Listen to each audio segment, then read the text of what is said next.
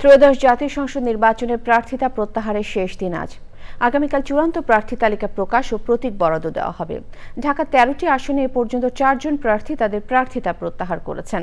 এর মধ্যে ১০ দলীয় জোটভুক্ত ২ জন, গণসংহতি আন্দোলনের ১ জন এবং স্বতন্ত্র ১ জন প্রার্থিতা প্রত্যাহার করেছেন। ঢাকা ১৩টি আসনের রিটার্নিং কর্মকর্তা শরফুদ্দিন আহমেদ চৌধুরী জানিয়েছেন, ঢাকা ১৩টি নির্বাচনী আসনে এখন পর্যন্ত সবাই দায়িত্বশীল আচরণ করছেন। পরিবেশ সন্তোষজনক। এ লক্ষ্যে প্রস্তুতি নিচ্ছে রিটার্নিং অফিসারের কার্যালয়।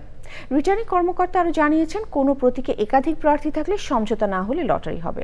ইতোমধ্যে মনিটরিং কমিটি করে দেওয়া হয়েছে বলেও জানিয়েছেন তিনি। বিকেলে আইনশৃঙ্খলা কমিটির সাথে বৈঠকে বসবে রিটার্নিং অফিসারের কার্যালয়।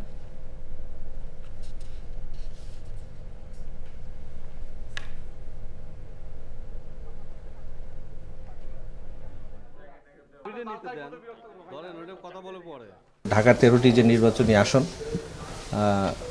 আমরা বড় ধরনের কোনো চ্যালেঞ্জের সম্মুখীন হইনি। প্রার্থী যারা আছেন সবাই এখন পর্যন্ত সবাই দায়িত্বশীল আচরণ করছেন। কোনো ক্ষেত্রে আমরা দেখেছি হয়তো প্রার্থীদের যে আচরণবিধির যে ধারা বিষয়গুলি আছে, কখনো কখনো কারো হয়তো বুঝতে একটু সমস্যা হচ্ছে, মিসআন্ডারস্ট্যান্ডিং কোনো জায়গায় ছিল, সেটা তারা আমাদের সাথে আলাপ আলোচনা করে অনেক জায়গায় ক্লিয়ার করে নিয়েছেন।